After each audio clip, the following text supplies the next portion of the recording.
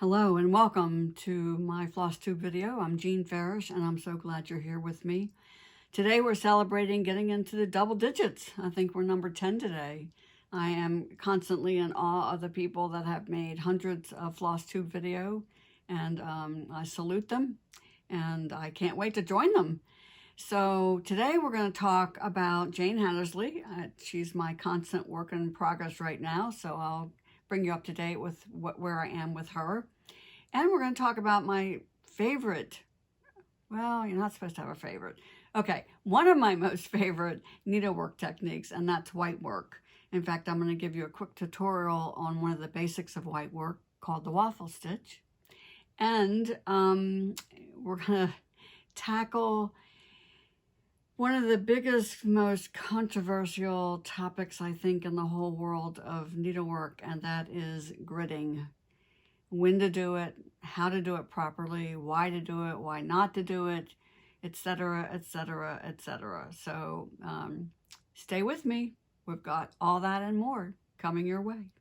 Jane Hattersley is one of the two antique samplers that I bought last summer during an auction held by Salem Academy and College as a fundraiser, and I was happy to help them out there.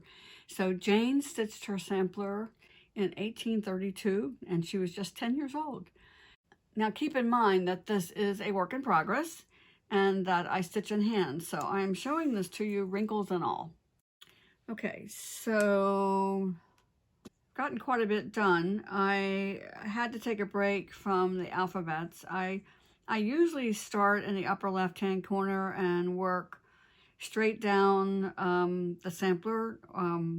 Once I've established a couple of rows in the first row of alphabets and divider border, I then feel safe to turn the corner and start down the other side.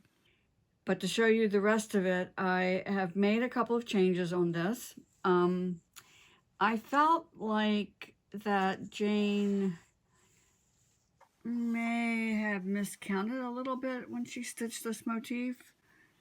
I can't quite decide, and when I publish this, I will be showing it exactly the way Jane stitched it, but I will also show my adaptations. What I'm calling my contemporary adaptations. I love this little tulip. And this brings to mind something I would like to point out, particularly to beginners. Most directions for cross stitch show doing a half cross stitch over and a half cross stitch back in rows.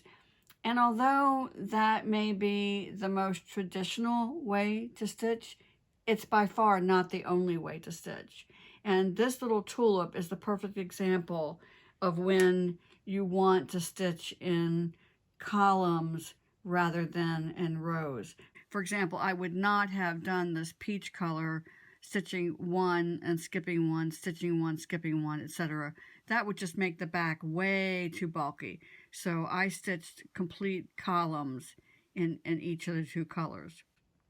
And I also kind of stitched those two colors sort of tandem. I stitched a column of the gray and then kind of parked my thread over to the side, and then had a second needle threaded with the kind of peachy apricot color and stitched the column in that, and then parked that, and then picked up the gray again. That way I'm not stopping and starting quite so much, but I'm also not trying to fit stitches in between finished columns. I'm hoping this makes sense. Let me take a closer look at what I'm talking about here, and grab a needle that I can use as a pointer so I can kind of show you what I'm talking about. So I stitched a column and then parked my thread over to the side, and then stitched the next column, and then the next one, etc. This way, it kind of comes back to something I said a couple weeks ago about, when possible, start a stitch in an empty hole and finish it in a filled hole. And again, that's not always possible to do that. If I had stitched all the peachy colored columns and then gone back to fill in this other column, which a moment ago I referred to as gray, and it's really more of a pale taupe, then I would have been, every stitch I would have taken in these taupe columns would have been from a filled hole to a filled hole. So I hope that makes maybe a little bit more sense to what I'm talking about.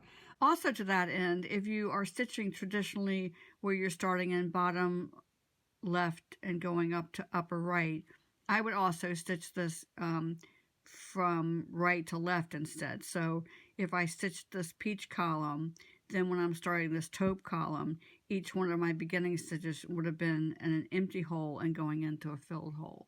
So these are just some of the strategies that I like to think about when I'm stitching for the purpose strictly of ending up with the prettiest results without making really any more effort.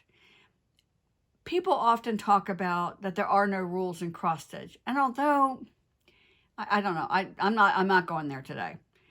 Instead, let me say it a positive way. If you like to bake and a recipe calls for sifted flour and you're saying, I don't feel like sifting my flour today, I'm just gonna dip and level, you're going to end up with different results than if you took the same flour on the same day, same circumstances, and took an extra moment and sifted it.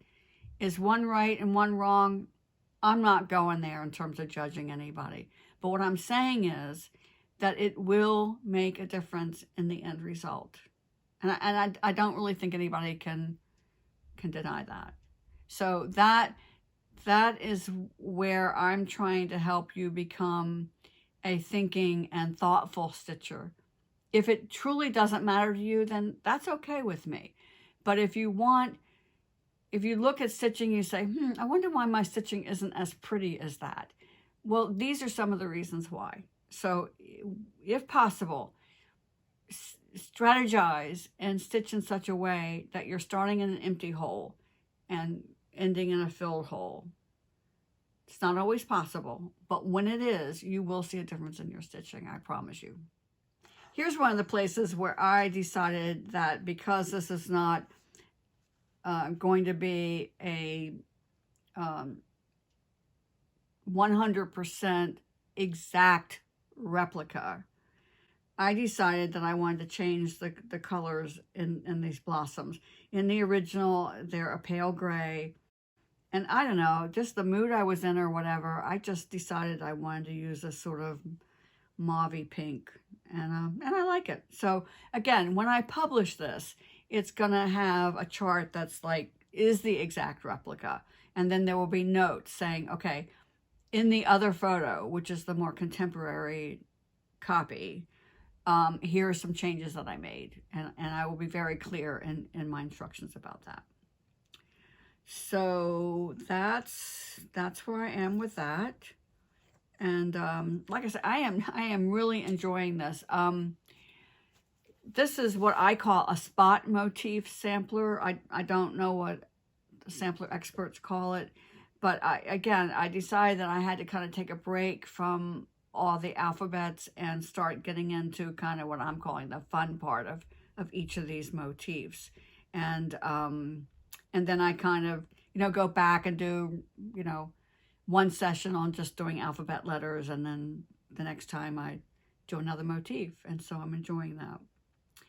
And that brings me to the topic of gridding and when to grid and when not to grid. So in terms of definition, I want to talk about two different things. I want to talk about gridding and I want to talk about basting. And to me, they are two very, very different tools to use. When people talk about gridding today, they are talking about using a thread to mark off their fabric to replicate the chart. So they have a line that's stitched every 10 stitches vertically and every 10 stitches horizontally. And then they use that to help orient themselves to the chart. Because basically, counted cross stitch is a process of correlating. It's like, I've got this image, and then I've got this image down here, and it's 2 stitches over and 8 stitches down to this point.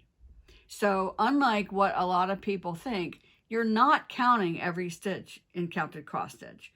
You're counting when it's necessary to count to get yourself oriented to that place.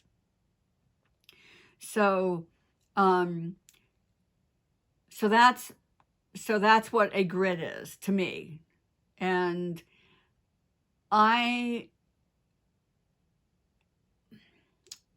amateur cross-stitch historian hat on here, it seems to me that this idea of gridding imploded in the marketplace at the same time that there was an increased interest in what is now called full coverage pieces.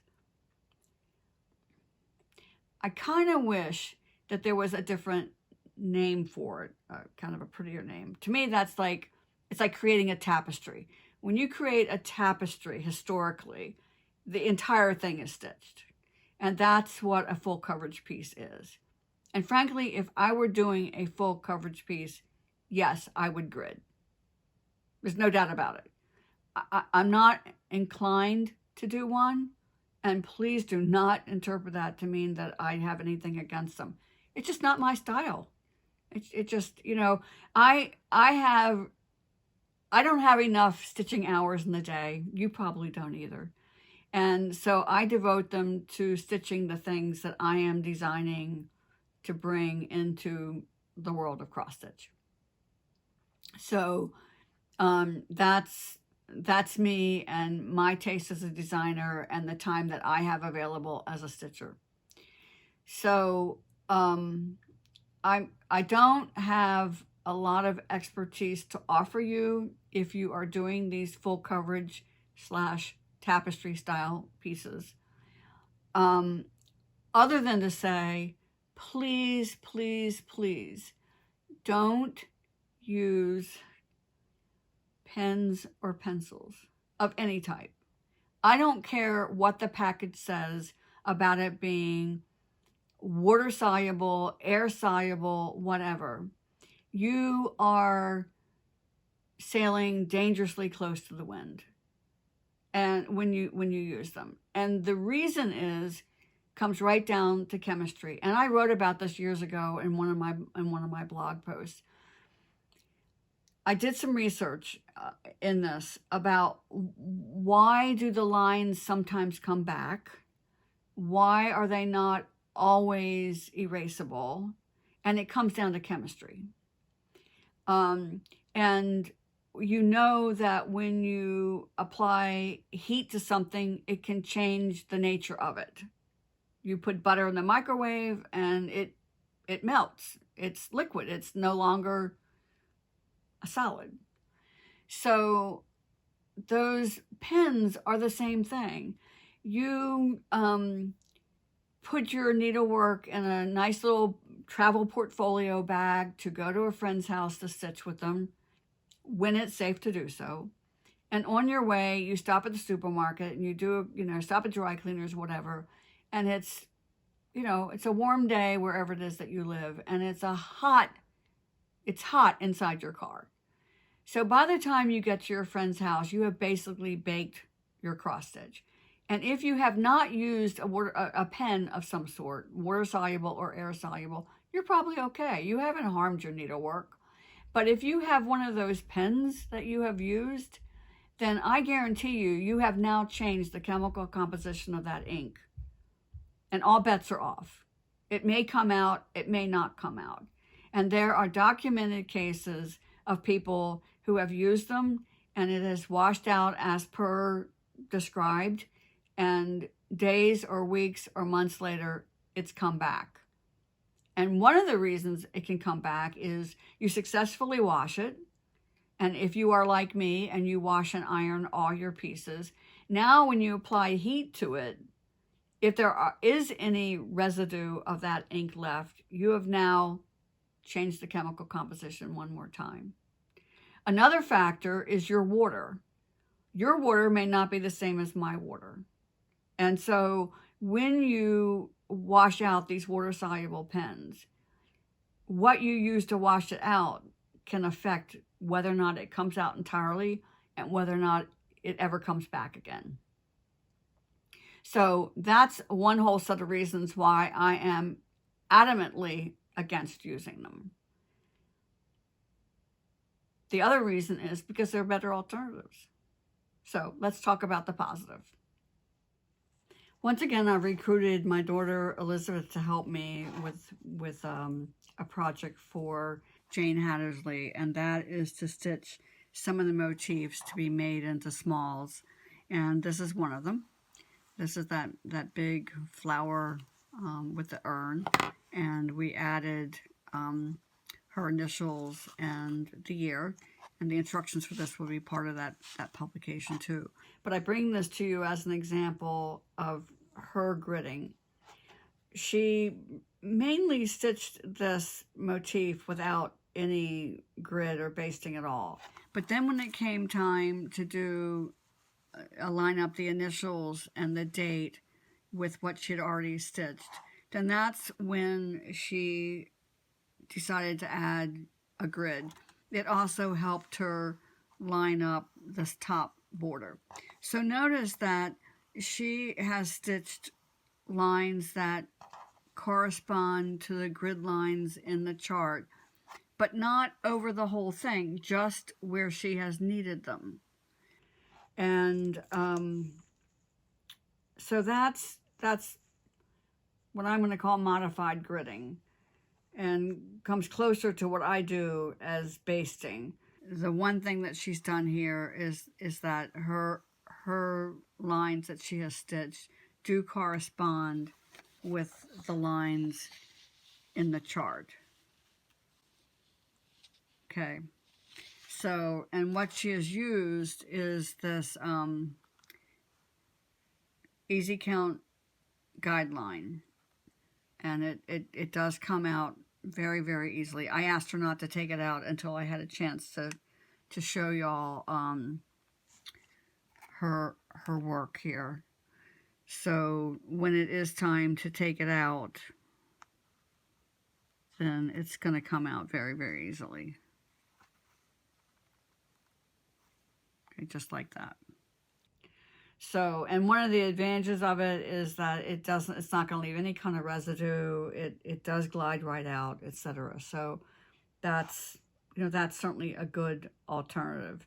You'll also notice that she's left it in as she has stitched, and has stitched over and around it. That is something I don't do when I do my basting, which I'll get to in just a moment. So that's one product that's very helpful, I think, if you are gonna grid. I'm more of a baster, and I baste on an as-needed basis. So, for example, when I'm ready to stitch the next little motif that's to the right of this flowery tree, I counted how many squares over I needed to come from, based on the chart. And then I just basted this little line here, and that's going to tell me where. In fact, it's another little tree, just like this one. So this line is representing the edge of that tree. And I might baste another line that will indicate where the top of it is or whatever. But these, when I base these lines, they have nothing to do with the lines on the chart. I'm using them to orient myself relative to how this motif relates to the next motif. So if, for example, if the top of the tree is even with the stitch in the blossom, then I will stitch across there to show me where the top of the tree is. That's what I do. And I just use scraps of floss because I'm going to take them out before I get close to them, and I don't stitch near them. I don't stitch around them or over them or whatever like my daughter does with the Easy Glide threads. So that's just another way of approaching the same situation, the same problem. And I, my goal again is to give you as many possible tools in your tool belt so that you can have a pleasant experience. And when I reflect on what I just said about the pens and whatnot, I'm not gonna soften how I feel about them, but I will tell you that if you feel comfortable using them and you have used them with success, then do it. I mean, you don't have to. You're not stitching to please me. You're stitching to please yourself. But I will just ask you that when you're in these different chat groups or Facebook groups or whatever, and somebody talks about gridding, please make sure that you either tell both sides of the story or that you make it clear that you have had good success with it, as opposed to making blanket statements about this is the way to do it.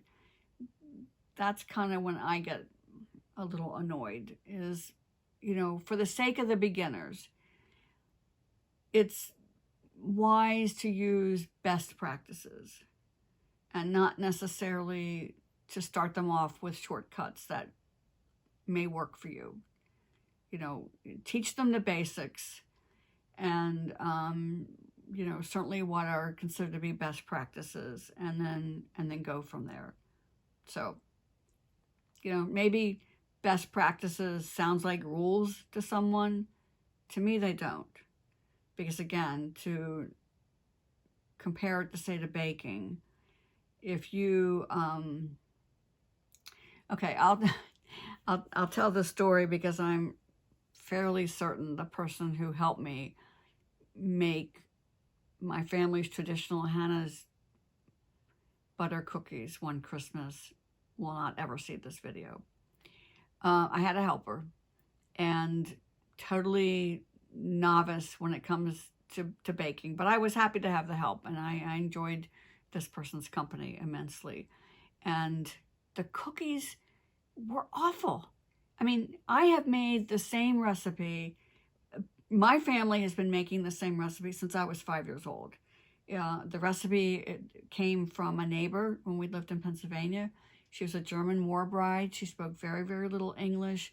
My mother befriended her, and even though there was a language barrier, they got to be good friends, and that's why we call it Hannah's butter cookies, because her name was Hannah. But this year they were terrible. And when I thought back on the process, I realized that in his very, I just gave you a hint, his very engineering type approach to life, man, he packed that flour into those cups. And I think the recipe takes like 6 cups of flour. So if you are not either just doing a dip and level method or sifting the flour, if instead you are packing the flour in, you're going to get a completely different result than if you follow best practices when it comes to measuring flour. Brown sugar, you pack in. Flour, you don't pack in. That's not a rule. That's best practices. And that's what I'm talking about when we talk about cross stitch. So again, my opinion, you're free to do whatever you want to do. The waffle stitch is one of the stitches that's in what I have now nicknamed the Melbourne sampler, previously called simply the pulled and drawn thread sampler. And it's this stitch right here. And I have 2 different backings behind this, a white and a black. And I did that to show you a couple of things. One is that the concept of white work is that you are not necessarily seeing the stitches. You're seeing the play of light and shadow that's created as you pull the stitch. This is also an example to show you that how you frame your needlework, your white work, is going to have an impact on how pretty the stitches look when you're all done. When I reframe this piece, and it is in the process of being reframed now. I can't remember now why I took it apart, but I did. I am putting this tan backing behind it so that it's not as extreme as the black that I showed you a moment ago, but you certainly see the stitches better than if there was a white background behind it. So that's just a little tip that I can give you in terms of when you're framing needlework. When you take it to your framer, or if you frame it yourself, take a moment and lay it on different backing board colors and see how it looks. You can either use an acid-free matte board that has color in it behind your white work, or in my case, I simply wrap the foam core with a piece of pre-washed 100% cotton that's in the color that I want. And I play around with different colors. I have some sort of pale pinks and tan and mocha, whatever, different colors that I will lay behind a piece and see which one enhances the stitches best. So that's just a little tip that I will give you. I have a little bit of needlework vanity to confess here. I like white work because it's very elegant and sophisticated looking, and also because it looks like it's harder to do than it is. It's sort of like a little secret among people who do white work. People are always oohing and ahhing and say, oh my gosh, that's just so gorgeous. And it is. But little do they know how simple it is to make. Again, to use another cooking analogy, it's like I hope everybody has in their go-to list of desserts to make, for example, that one really incredible dessert that's secretly so easy to make, and you just kind of keep that secret to yourself. So at any rate, let me show you a couple of things about white work. One of them is that the linen that you want to use for white work needs to be one that has a fairly open weave. If there isn't a space between the linen threads so that you can pull them together, then you're going to lose some of the effectiveness of the stitch. When I prepare my fabric, I zigzag one side of it in a different color to remind myself that that's the top of the piece. And that may seem silly, but when you're doing a piece of white work, not only is it easy to lose sense of which is the top and which is the side and even which is the bottom, but also it is very, very easy to put down a piece, and when you go back to pick it up, you pick it up and you're stitching on the wrong side. I mean, the back side of it. So people will put a button or a ribbon or something that tells them, hey, this is the top and this is the front of the project. So that's a good idea.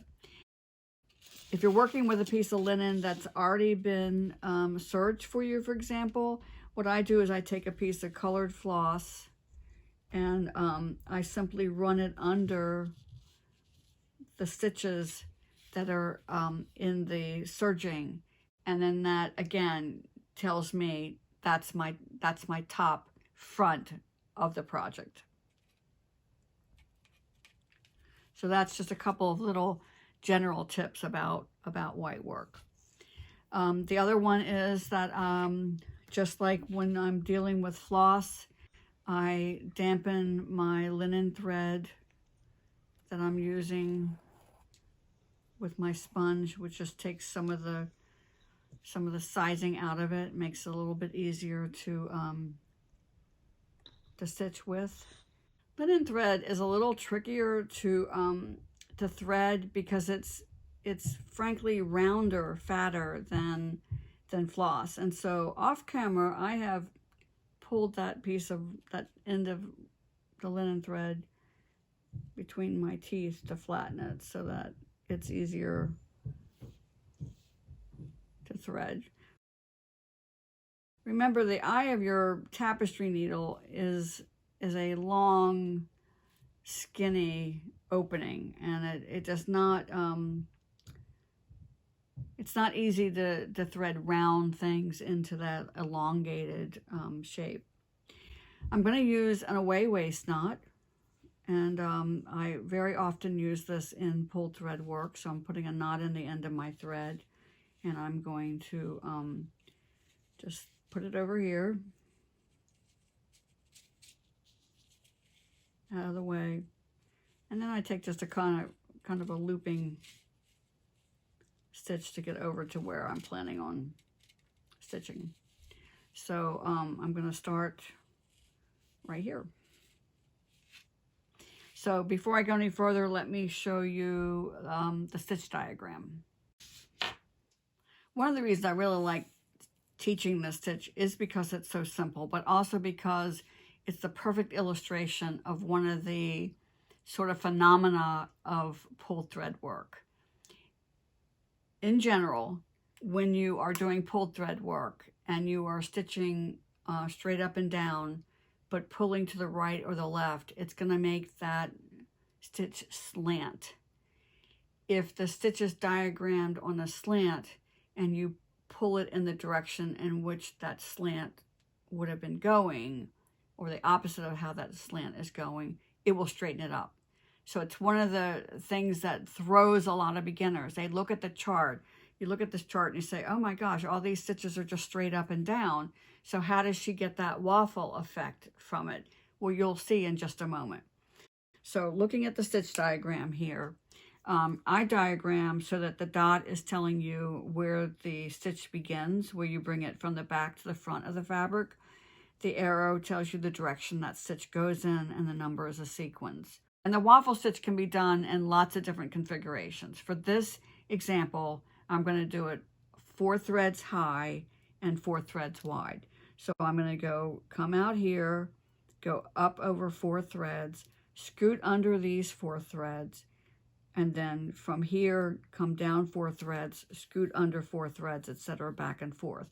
And although it's diagrammed straight up and down, you'll see in a moment that it really will slant.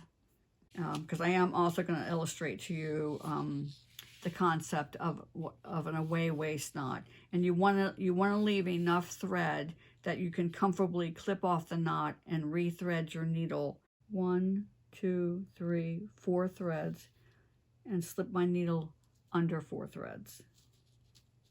Now I can't pull the first stitch very hard, because if I do, all I'm going to do is just bunch up my fabric. Okay, so from here, I'm going to come down 1, 2, 3, 4 threads and scoop up another 4 threads. And now I can pull. I'm going to come up 1, 2, 3, 4 and scoop up 4 threads.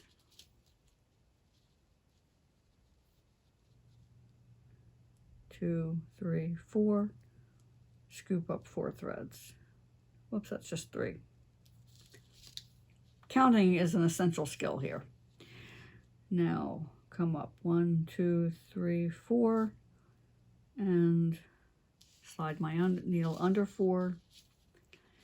And this is why I love this type of white work. Other than the fact that I'm doing a lot of counting on my first row, it's very meditative. So I'm just going to do I'm going to do a fairly short row here. Now notice that each time I'm really pulling on this. Not all pulled thread stitches are pulled with the same force. Some are very gently pulled, and some are more exaggerated pull. Now I can come back here and tug on my waist knot to tighten up that first stitch. So you can see how that stitch changes. So see how now they're slanted even though originally they were stitched straight up and down. Depending on the amount of space that's filled with this stitch, you sometimes will end up with the impossible task of having to start a stitch in the hole where you just exited. So I just finished this stitch right here. exiting in this hole right here. When I look at my diagram, I see that the next stitch starts in the same hole, which is obviously not possible.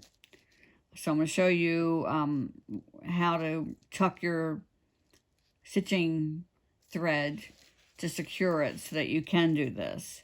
But what I want you to notice is that the next stitches are going to share holes with the row we just finished. So before we can progress, what we're going to do on the back is turn this over and slip our working thread under the last stitch on the back. And that's going to secure it so we can go forward. As long as we're looking at the back, also, this is a good time to point out that on the back, we have all horizontal stitches, and on the front, we have these slanted vertical stitches. So now that I've tucked my working thread behind that last horizontal stitch, I can now bring my needle in the same hole and continue. I find it easiest at this point to turn my work 180 degrees so that I can work the stitch with the same muscle memory as the row that I just did. Let me change my focus here for a second. Okay, that's a little bit better. So from here, I'm going to go up 1, 2, 3, 4 threads, scoop under 4 threads just like I did on the other row, pull my stitch, and now I'm going to use the same holes as the previous row and pull. Count up 2, 4, scoop under 4, and pull. Scoop under 4,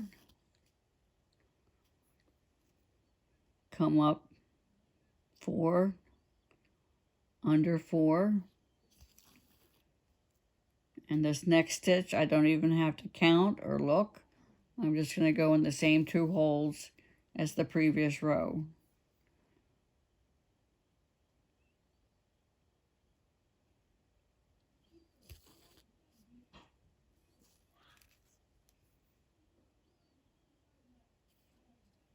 And just continue working across, counting up 4, under 4. After a while, you'll find that you won't even be counting.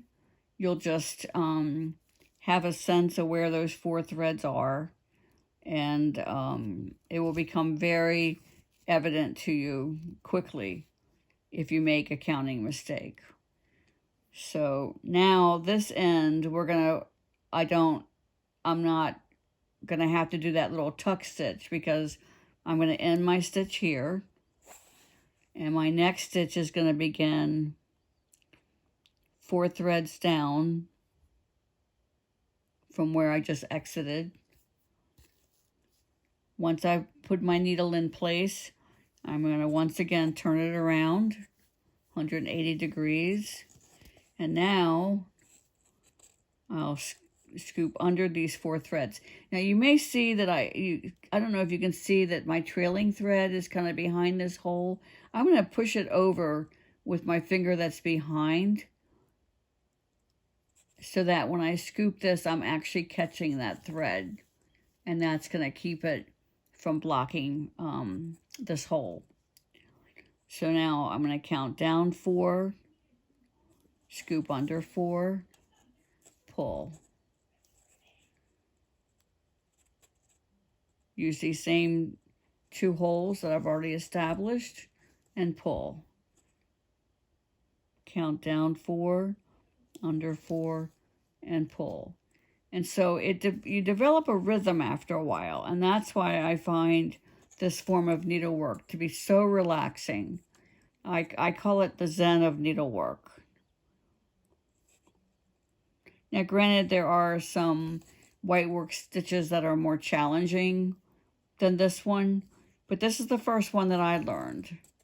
And it is got me hooked, and I'm hoping that this little demonstration will encourage you to try it too.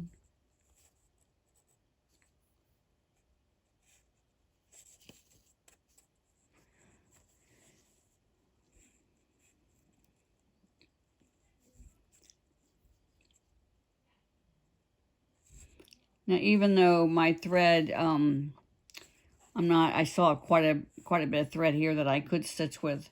I'm going to end it here so that I can show you how I would bury this tail. So I'm going to finish my stitch here and pull, and then turn it over.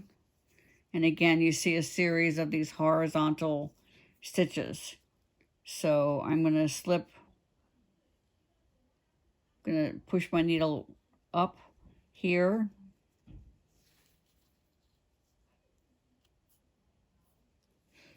and then come down to this stitch, and then come up to this one,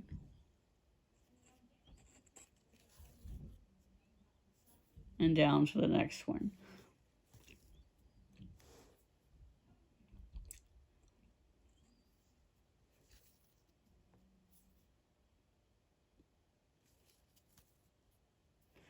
Couple things with white work. You want to make sure that when you bury your thread on the back that you're not blocking the lacy little holes that you work so hard to establish. And of course, as always, cut your thread off fairly close. Now, I promised I would show you about this away waist knot. So I'm going to turn this over again.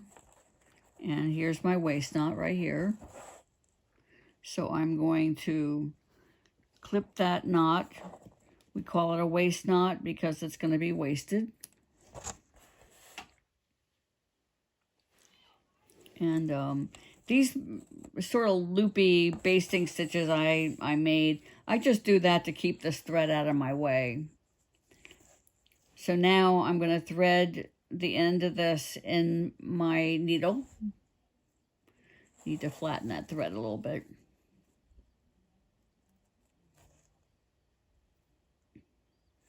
And now I just do the same thing again. Again, I'm on the back, and I'm going to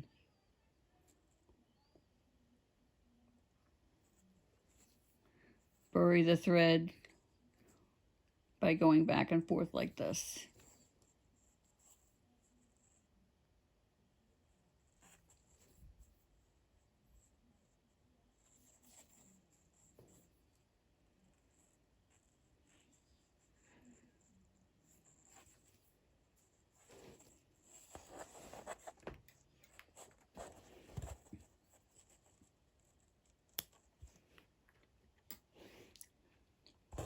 And there's your introduction to white work. This is the waffle stitch. There are a few others that are just delightful stitches to do. This one's called the Honeycomb. And over here we have a variation of a four-sided stitch, which creates these wonderful little window panes in between them. And sometimes we get a really cool effect by doing what we call a double back stitch, where we stitch back and forth across the squares, creating this sort of tone on tone. And over here we have a pulled satin stitch called a step stitch. So all of these stitches, again, are not anywhere near as difficult to do as they may seem at first glance. And that's it for the waffle stitch. I think that you can see how relaxing it can be. Granted, getting that first row established is, you do have to count, every stitch. but the second row goes very, very quickly. And after a while, you just start seeing everything in 4 threads, and you very quickly will see that if you've picked up 3 when you're supposed to, when you've picked up 3 instead of 4, or picked up 5 instead of 4, and your eye will see that. It's just astonishing how much it will jump out at you after you get going. In fact, I very often will put a counting pin or something where I need to end a row, because I will start stitching and I get into that Zen-like meditative frame of mind. Next thing you know, I'm over at the raw edge of the fabric, and I've gone way further than I meant to go.